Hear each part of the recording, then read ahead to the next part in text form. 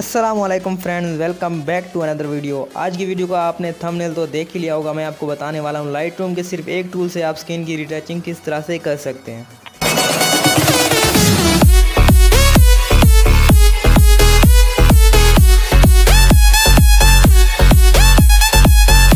तो मेरे भाइयों, लाइट रूम से स्किन की रिटचिंग जो है कोई मुश्किल नहीं है, बिल्कुल आसान स्टेप है।